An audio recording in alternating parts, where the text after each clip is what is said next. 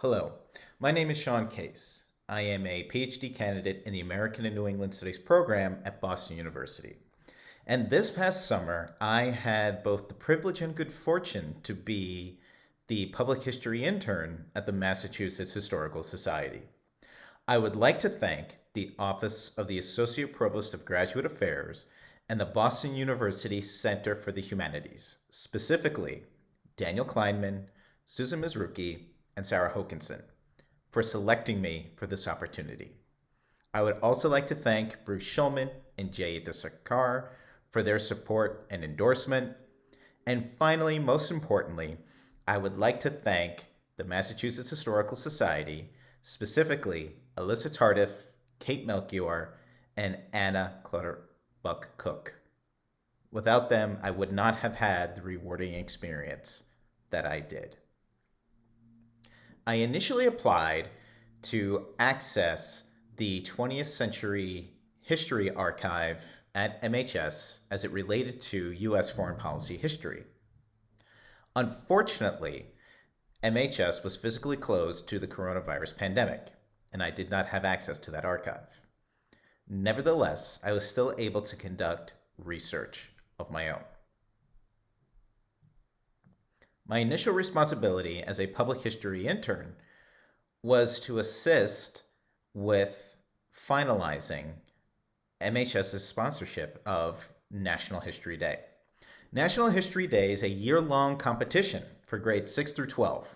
It's nationwide, affecting all 50 states, and what it entailed was for students in grades 6 through 12 to devise projects based upon their interactions and engagement with primary and secondary sources. My role in closing out this activity, this event, was to provide feedback forms. In crafting these feedback forms, I used my previous experience as an educator in order to encourage these students to continue on with their specific historical projects and to further the overall goal of National History Day, which is to foster a deeper appreciation for history. When it came to devising my project for both MHS as well as BUCH, Alyssa Tardif and Kate Melchior, the director and assistant director of education at MHS, gave me full latitude to develop said project. We collectively weren't sure exactly what that would turn out to be. What I wound up doing was I looked at MHS's 19th century holdings, which I could find via their database. When it came to looking at the actual documents, though, that's where I leveraged Mugar Memorial Library and I used its database subscription to JSTOR. My project focused on a curricular shift within the Massachusetts curriculum. One of the documents Alyssa had me look at was the Massachusetts Curriculum and Skills. And I realized in looking at this foundational document for education within the Commonwealth was the lack of foreign policy history. And what I endeavored to do was to call for a greater integration of U.S. foreign policy within the history curriculum. And I did so by pointing out to educators that the documents they were familiar with already contained foreign policy. It was just a matter of shifting their perspectives.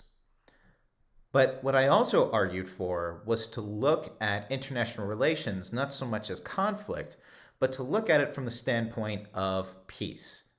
To that end, I used the historical articles from the American Peace Society, particularly its journal, Advocate of Peace. I cross-referenced the listings within MHS, and then I looked to see where the actual documents were and what they actually stated through JSTOR. So in addition to the overall narrative I crafted, calling for peace studies as the methodological approach to international relations, as well as the integration of foreign policy into US history from its very founding. I also included a document list. Within this document list, I provided narratives as well, showing how they were exemplars of specific foreign policy alternatives that individuals who were members of American Peace Society reacted to the world. That individuals who were members of American Peace Society reacted to the world. These documents ultimately demonstrated how these individuals in early America possessed an international perspective that they wished to communicate to their fellow citizens. Anna Clutterbuck Cook, a reference librarian at MHS, proved to be essential to deconflicting what actually existed within MHS's archive versus what was accessible through JSTOR.